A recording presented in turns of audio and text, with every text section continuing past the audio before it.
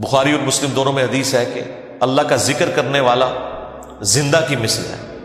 اور ذکر نہ کرنے والا مردہ کی مثل ہے، یعنی وہ زندہ لاش ہے جو اللہ کا ذکر نہیں کرتا۔ جامع ترمذی میں حدیث ہے، ایک صحابی حاضر ہوئے، یا رسول اللہ مجھے کوئی ایسی نصیحت کریں کہ اس کے بعد مجھے کسی چیز کی ضرورت نہ رہے۔ نبی علیہ السلام نے کہا کہ تیری زبان ہر وقت اللہ کے ذکر سے تر رہے، بس یہ نصیحت تھی، یعنی صرف نماز کی حد تک نہیں، عام حالت ہو۔ اچھا، ذکر کے لیے زبان ہلانا بھی ضروری نہیں ہے، دل میں بھی ذکر ہو سکتا ہے۔ اللہ کو یاد کرنا بھی ذکر ہے، غور و تفکر کرنا بھی ذکر ہے۔ اصل چیز ہے گاڈ اورینٹڈ ہو۔ بخاری مسلم میں حدیث ہے، جب تم نماز پڑھ کے اسی جگہ پہ بیٹھے رہتے ہو نا جہاں پہ نماز پڑھی تھی، اسی مصلی کے اوپر، جب تک وضو نہیں ٹوٹتا نا، کچھ ذکر نہ بھی کرو تب بھی فرشتے دعائے رحمت تمہارے لیے کرتے رہتے ہیں۔ حتیٰ کہ بخاری مسلم میں آیا کہ جو شخص نماز کے انتظار میں ہے نا، اللہ تعالیٰ اسے بھی نماز کے اندر ہی شمار کر لیتا ہے۔ دیکھیں اللہ تعالیٰ کی رحمت ہے، یعنی یہ تو ایک نہ ختم ہونے والا سلسلہ ہے۔ بخاری مسلم دونوں میں حدیث ہے، میں اپنے بندے کے گمان کے قریب ہوں جیسا کہ میرے بارے میں گمان کرے۔ جب وہ مجھے دل میں یاد کرتا ہے میں اسے دل میں یاد کرتا ہوں، جب وہ مجھے کسی مجلس میں یاد کرتا ہے نا تو میں اس سے بہتر مجلس میں اسے یاد کرتا ہوں، جب وہ میری طرف ایک بالش بڑھتا ہے میں اس کی طرف ایک ہاتھ بڑھتا ہوں، جب وہ میری طرف چل کے آتا ہے میں اس کی طرف دوڑ کر آتا ہوں۔ تو یہ حدیث قدسی ہے بخاری مسلم دونوں میں، اور اسپیسیفکلی یہ قرآن حکیم کی درس و تدریس کے حوالے سے ذکر ہوا تھا کہ ایسی مجلس میں فرشتے حاضر ہوتے ہیں، اور جب اللہ کے پاس جاتے ہیں، حالانکہ اللہ جانتا ہے، پھر بھی پوچھتا ہے کہ میرے بندوں کے پاس گئے تھے کس حالت میں پایا، وہ بتاتے ہیں یہ حالت تھی۔ پھر اللہ تعالیٰ پوچھتا ہے مجھ سے کیا مانگ رہے تھے، فرشتے بتاتے ہیں کہ بندے جنت مانگ رہے تھے۔ اللہ تعالیٰ پوچھتا ہے کیا جنت دیکھی انہوں نے، کہتے ہیں نہیں، اگر دیکھ لیتے تو اس سے بھی زیادہ مانگتے۔ اور کیا کہتے تھے، جہنم سے آزادی مانگ رہے تھے، کیا جہنم دیکھی میرے بندوں نے، نہیں، اگر دیکھ لیتے اس سے بھی زیادہ اشد و سے مانگتے۔ اللہ تعالیٰ فرماتا ہے تم گواہ ہو جو میں نے سب کو معاف کر دیا۔ اچھا، وہ فرشتے کہتے ہیں یا اللہ ایک بندہ ایسا تھا جو ویسے ہی وہاں پہ آ گیا تھا، اس کی نیت نہیں تھی لیکن وہ ان کی مجلس میں بیٹھا تھا۔ اللہ تعالیٰ فرماتا ہے کہ یہ لوگ ہی ایسے ہیں کہ جو ان کی مجلس میں بھی بیٹھ جائے گا ان کو بھی میں نے بخش دیا۔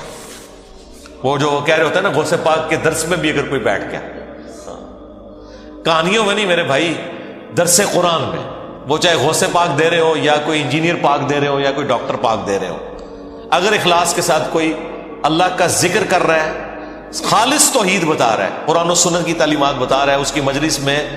بیٹھنے والے کے لیے جنت کا راستہ آسان ہو جائے گا۔ وہ تو حدیث ہے صحیح مسلم کے اندر کہ جو علم کے راستے پہ چلتا ہے اللہ تعالیٰ جنت کا راستہ اس کے لیے آسان کر دیتا ہے۔ یہ تو بالکل اسٹیبلش چیز ہے۔ تو یہ ذکر ایسا معاملہ ہے کہ کوئی دل میں بھی یاد کرتا ہے نا، اللہ اس کو پھر دل میں یاد کرتا ہے۔ فَاذْكُرُونِي أَذْكُرْكُمْ، یہ تو قرآن میں سورۃ البقرہ میں ہے، اے میرے بندے مجھے یاد کر، میں تیرا ذکر کروں گا اور اس سے بہتر مجلس میں کروں گا، فرشتوں کی مجلس میں کروں گا۔ اور انسان کی کتنی خوش نصیبی ہے کہ انسان اللہ کو یاد کرے، اللہ تعالیٰ اس کے رسپانس میں اسے یاد کرتا ہے۔ انسان کا اللہ کو یاد کرنا یہ چھوٹی چیز ہے، اللہ کا اپنے بندے کو یاد کرنا یہ بڑی چیز ہے۔ سنن ابن ماجہ میں حدیث ہے، اور یہ تعلیقاً امام بخاری بھی یہ حدیث لے کے آئے ایک چیپٹر کی ہیڈنگ میں، اور یہ اتنی رکت انگیز حدیث ہے کہ اس حدیث کو میں نے اپنے اسکار کارڈ میں بھی شامل کیا ہے کہ میں اپنے بندے کے ساتھ ہوتا ہوں اس وقت جب وہ میرا ذکر کر رہا ہوتا ہے اور اس کے ہونٹ میرے ذکر کی وجہ سے ہل رہے ہوتے ہیں۔ زبان سے ذکر کرنا یہ سب سے افضل ذکر ہے، کیونکہ اس میں آپ کی زبان، اعضاء، دل، دماغ سب کچھ شامل ہو جاتا ہے۔ دل میں بھی ذکر کرنے کا ثواب ہے لیکن زبان سے کرنا افضل ہے۔ اسی لیے آپ دیکھیں جو آبلیگیٹری چیزیں ہیں وہ اللہ تعالیٰ نے زبان کے ساتھ جوڑ دی ہیں، یعنی نماز آپ دل میں نہیں پڑھ سکتے، زبان سے پڑھنی ہے، اور کم از کم اتنی آواز سے کہ وہ خود آپ محسوس کر رہے ہو۔ محسوس سے مراد یہ نہیں ہے کہ 10 نمازی دیر تک سن رہے ہیں، نہیں،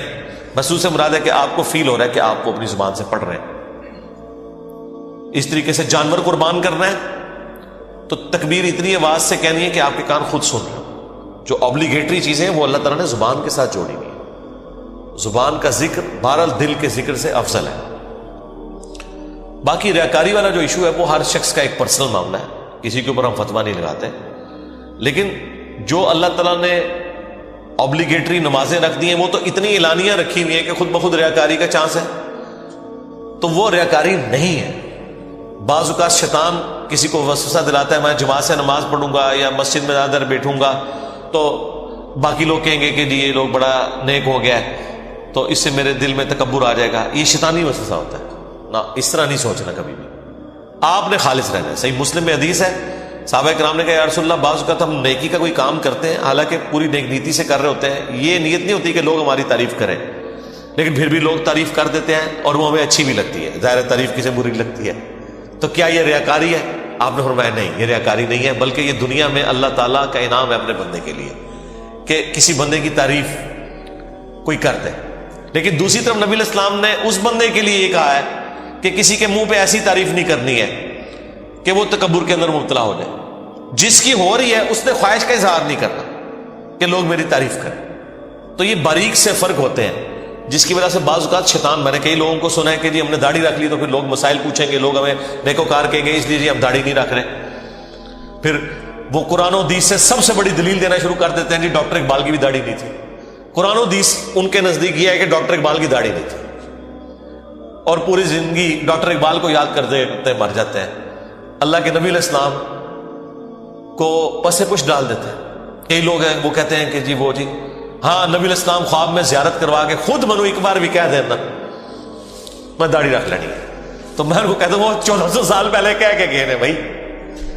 اور اس سے بھی بڑھ کر اللہ قرآن میں کہہ گئے سورہ النساء کی آیت نمبر 119 کہ یہ شیطان کا راستہ ہے، کہ شیطان کہے گا، اس نے یہ وعدہ کیا تھا اپنے رب کے ساتھ وَلَآمُرَنَّهُمْ فَلَيُغَيِّرُنَّ خَلْقَ اللَّهِ، اے اللہ میں تیری مخلوق کو ابھاروں گا کہ وہ تیری بنائی ہوئی تخلیق کو بدل دیں گے۔ تو یہ تخلیق اللہ نے دی تھی مرد کے لیے، اتنی داڑھی رکھنا کہ جسے عرف عام میں داڑھی کہا جائے یہ مرد کے لیے اوبلیگیٹری، تو ہر بندے نے کوئی نہ کوئی اپنے لیے لیم ایکسکیوز رکھا ہوا ہوتا ہے۔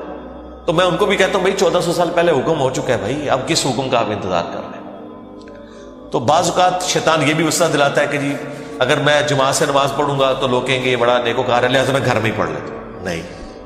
بھائی، جو فرض چیزیں وہ آپ نے حکم